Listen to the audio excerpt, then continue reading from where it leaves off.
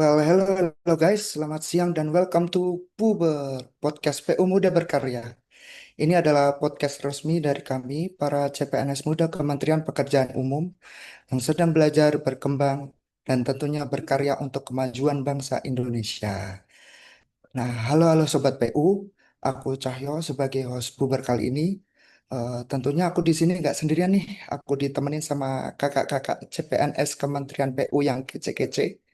Masih pada ingat kan ada Kak Caca, Kak Isabella, Kak Iza, Kak Kai, Kak Intan, dan yang paling ganteng nih ada Mas Ilham. Nah, di episode-episode sebelumnya kita udah bahas topik-topik yang menarik dan tentunya bisa menambah wawasan kita Sobat PU. Nah, di episode ketiga puber ini tentunya nggak akan kalah seru. Berhubung kita udah sampai di penghujung agenda satu topik yang mau kita bicarakan adalah apa sih yang udah kita pelajarin selama 4 hari ini. So, grab your coffee, duduk santai, dan mari kita mulai perjalanan reflektif yang inspiratif ini. Ada yang mau berbagi pemikiran pertama tentang agenda hari pertama? Oke, aku duluan kali ya, Mas Cahyo ya. Oke, Mas Oke, Ilham, jadi silahkan kalau sharingnya. kita, oke, jadi kalau aku coba ulas nih untuk agenda kita dari hari pertama gitu ya. Nah, di mana kita tuh udah bahas yang namanya wawasan kebangsaan. Wawasan kebangsaan ini penting banget nih buat seluruh masyarakat Indonesia, terlebih khususnya gitu ya, kita-kita gitu ya, itu sebagai ASN. Sebenarnya apa sih sebenarnya wawasan kebangsaan itu? Jadi wawasan kebangsaan bukan sekedar pengetahuan tentang sejarah atau simbol negara ya teman-teman, tapi merupakan fondasi penting untuk membentuk sikap dan perilaku kita, yaitu sebagai ASN yang profesional dan berdedikasi gitu. Nah, sebenarnya ada beberapa poin terkait wawasan kebangsaan yang harus dimiliki oleh kita sebagai ASN gitu ya. Mungkin aku akan mention beberapa poin aja ya secara garis besar. Yang pertama adalah kita itu perlu mengetahui perjalanan bangsa Indonesia, perjuangan para pahlawan, dan makna mendalam Pancasila sebagai dasar negara serta ideologi. Nah, kemudian kita juga harus memahami keberagaman suku, agama, budaya, dan bahasa di Indonesia. Tak lupa juga kita menanamkan rasa cinta tanah air yang diwujudkan dalam setiap tindakan dan keputusan yang mendukung kemajuan bangsa dan kesejahteraan rakyat. Terlebih kita sebagai ASN ya, balik lagi. Nah, kemudian juga kita memahami struktur pemerintah, fungsi dan tugas lembaga negara, serta mekanisme administrasi publik untuk melayani masyarakat dengan efektif dan efisien. Oke, jadi seorang aparatur negara gitu ya, idealnya tidak hanya cakap secara teknis, tetapi juga memahami makna kebangsaan secara mendalam. Dengan demikian, kita nih mampu mengintegrasikan nilai-nilai nasionalisme dalam setiap tugas dan tanggung jawab yang diemban. Hal ini penting agar setiap ASN gitu ya, dapat mendukung pembangunan bangsa secara menyeluruh melalui peran aktifnya dengan administrasi negara maupun komunikasi publik yang ditanggung selama masa bertugasnya dan harus secara beretika gitu. Thank you Mas Ilham. Sesuai dengan yang udah diceritain Mas Ilham ya, tentang wawasan kebangsaan itu terkait cara pandang kita. Nah, kalau terkait bela negara nih, ada yang mau sharing nggak? Kak Iza mungkin? Oke, makasih Mas Cahyo. Nah, di sini aku mau menambahkan nih dari pembahasannya Mas Ilham tadi. Di hari pertama kita juga bahas tentang bela negara gitu ya. Bela negara tuh gak cuma tentang militer atau perang ya, tapi itu juga terkait gimana pembentukan karakter kita CPNS menjadi nanti PNS yang profesional gitu. Dan ada 5 nilai dasar bela negara yang istilahnya jadi blueprint gitu untuk rencana aksi kita sebagai CPNS. Yang pertama itu ada cinta tanah air. Jadi di sini bukan sekadar bangga, tapi juga peduli terhadap kemajuan bangsa, menjaga kelestarian lingkungan, dan menghargai kekayaan budaya Indonesia. Kemudian yang kedua itu ada sadar berbangsa dan bernegara, di mana kita itu paham akan hak dan kewajiban kita masing-masing. Lalu yang ketiga ada kesetiaan pada Pancasila sebagai ideologi negara. Jadi kita ini perlu memastikan bahwa nilai-nilai Pancasila ini menjadi landasan dalam setiap kebijakan dan tindakan yang diambil. Lalu yang keempat ada rela berkorban untuk bangsa dan negara, yaitu kesediaan kita untuk mendahulukan kepentingan bangsa di atas kepentingan pribadi gitu. Dan yang terakhir ada kemampuan awal bela negara. Ini tuh kesiapan dasar kita untuk berpartisipasi dalam upaya bela negara sesuai dengan profesi dan kemampuan masing-masing. Nah, untuk menerapkan 5 nilai dasar ini dibutuhkan yang namanya kesiapsiagaan bela negara. Itu keadaan kita siap siaga baik secara fisik, mental, maupun sosial dalam menghadapi situasi yang beragam. Nah, kalau misalkan dikaitkan dengan pembahasan Mas Ilham tadi gitu, dengan kita punya wawasan tentang kebangsaan, kemudian kita mengamalkan sikap dan perilaku bela negara, dan berpedoman pada sistem administrasi NKRI, maka kita bisa menjadi PNS yang profesional yang membantu pencapaian visi dan tujuan negara. Nah, memahami wawasan kebangsaan dan bela negara itu juga penting supaya Indonesia tuh nanti nggak mengalami yang namanya disorientasi gitu sebagai negara ya. Kemudian distrust di mana ketidakpercayaan publik meningkat gitu, dan disobedience yang mana itu adalah perlawanan publik, dan kemudian yang terakhir yang semoga banget nggak terjadi itu disintegrasi atau negara ini pecah belah dan bubar gitu Mas Cahyo. Oke, thank you Kak Iza untuk sharingnya. Ternyata bela negara ada 5 nilai dasarnya ya yang bisa kita terapkan untuk menjadi aksi. Nah, lanjut di pertemuan kedua, topik yang diangkat oleh pengajar kita Pak Wilanto itu adalah analisis isu kontemporer. Jadi kita sebagai calon ASN diharapkan mempunyai kepekaan dan kepedulian dalam menghadapi isu-isu strategis kontemporer yang berpotensi menimbulkan AGHT. Nah, AGHT itu adalah ancaman, gangguan, hambatan, dan tantangan. Nah, isu-isu strategis kontemporer ini ada banyak macamnya loh. Ada mengenai narkoba, korupsi, terorisme atau radikalisme, money laundry, proxy war, dan mass communication. Nah, dari banyaknya isu tersebut, kita diminta untuk menganalisa isu-isu yang masuk dalam kategori tersebut nih, dari membahas perbatasan NKRI, perang dagang, perubahan iklim, dan bencana alam. Dan masih banyak lagi sih isu-isu yang dibahas pada pertemuan kedua kemarin. Nah, kalau dari Kak Kai nih, ada nggak sih isu yang menarik dan masih diingat sampai sekarang? Kalau dari aku sih yang bikin aku kepikiran ya sebenarnya isu-isu kontemporer yang kita pelajari dan juga yang kita hadapi sekarang tuh menurut aku benar-benar kompleks ya. Karena sekarang kan kita seperti yang kalian tahu ya mungkin kita tuh dihadapkan sama ancaman cyber dan juga pencurian data yang skalanya tuh masif. Kalau misalnya kalian nggak tahu, bayangin kita tuh tahun lalu ada lebih dari 1,3 miliar serangan cyber ke Indonesia. Dan kurang lebih sekitar 88% institusi pemerintah bahkan belum punya standar keamanan cyber. Selain itu juga aku jadi ngerti sih sebenarnya bahwa isu global itu bisa berdampak langsung ke kita. Mungkin aku beri contoh yang sebelumnya udah aku mention juga di podcast ini bahwa sekarang sudah ada pergeseran kekuatan global yang mana dari unipolar. Dulu kan kita didominasi sama US. Sekarang kan multipolar yang mana ada BRICS. Yang bahkan sekarang tuh Indonesia udah tergabung ke BRICS ini. Nah, ini itu bisa dibilang peluang, tapi kalau misalnya kita salah nih dalam kelolanya, bisa juga bikin kita tuh kayak kejebak dalam proxy war antar negara besar US dan BRICS ini.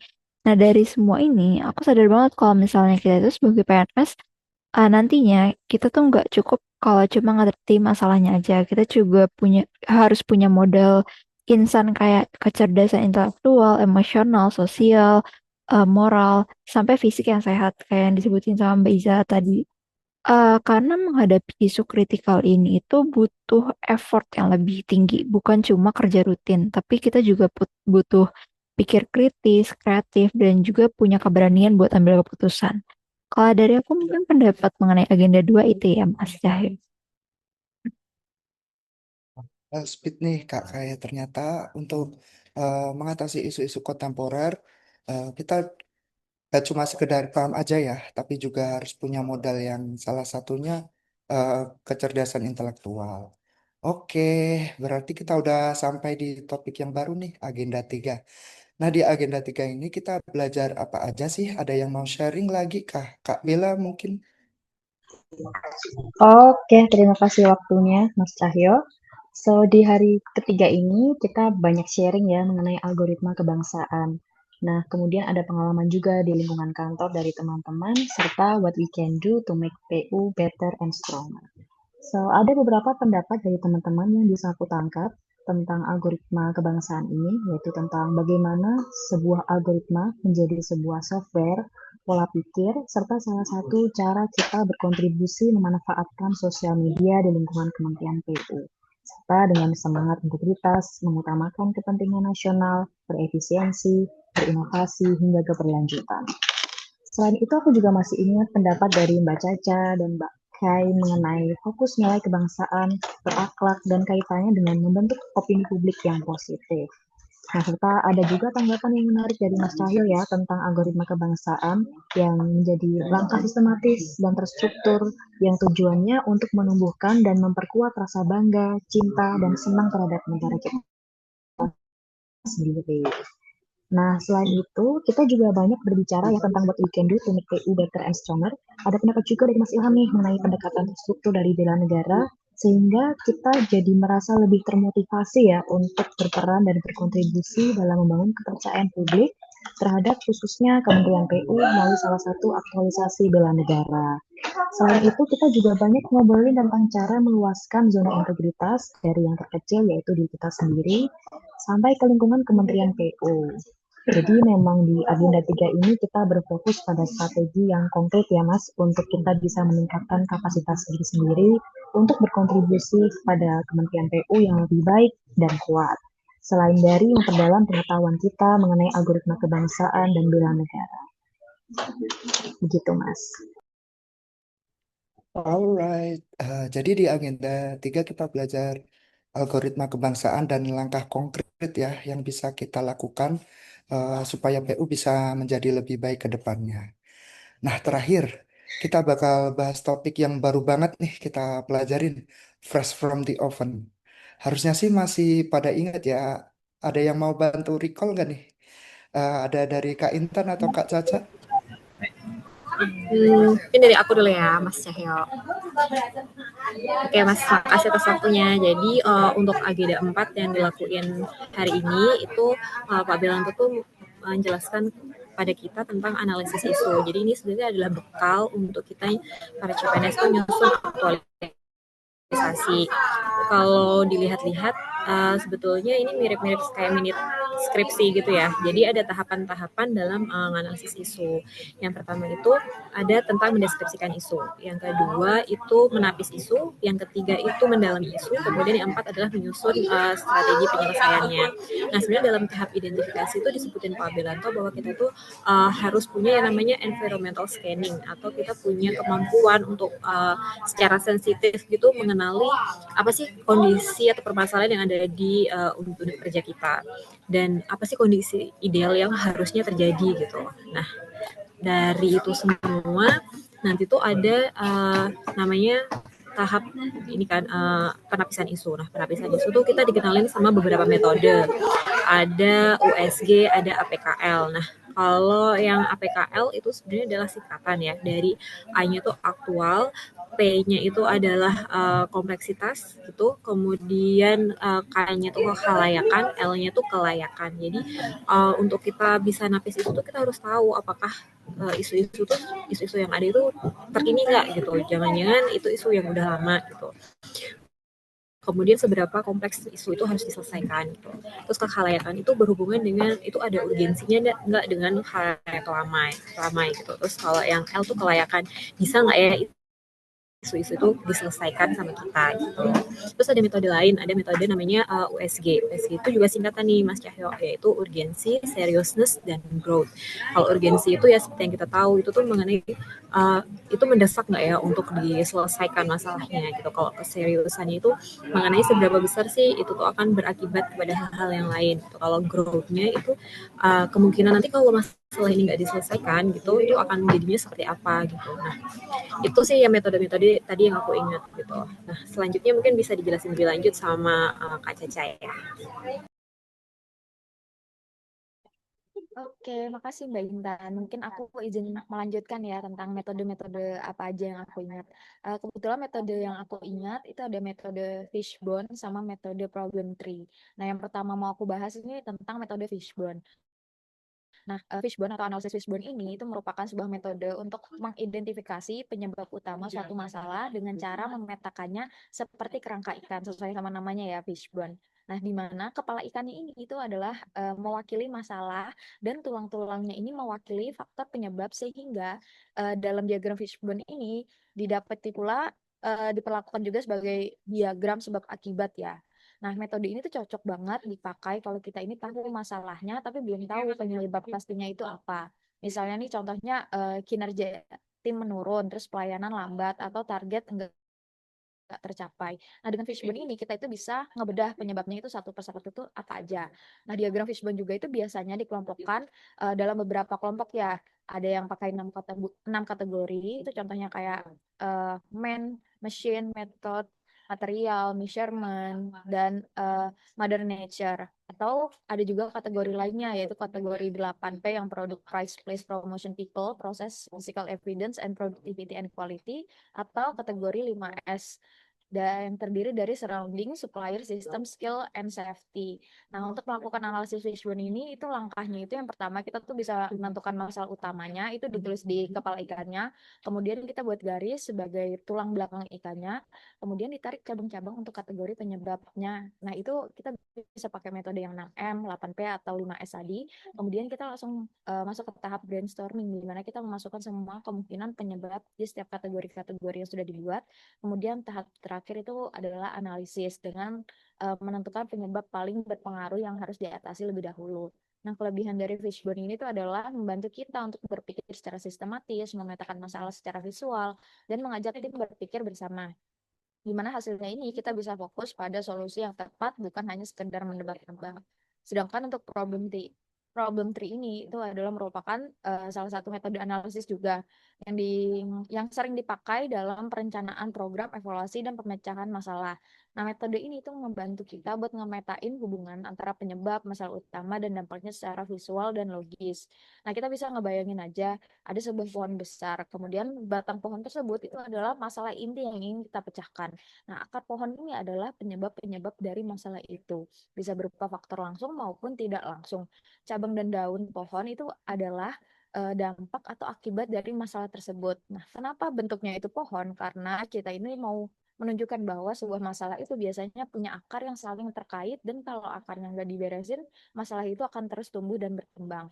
Nah, tujuan dari problem tree ini itu yang pertama supaya kita ini bisa mengidentifikasi masalah utama dengan jelas. Nah, lalu gimana sih caranya kita bikin analisis problem tree itu? Yang pertama kita itu harus menentukan masalah utamanya.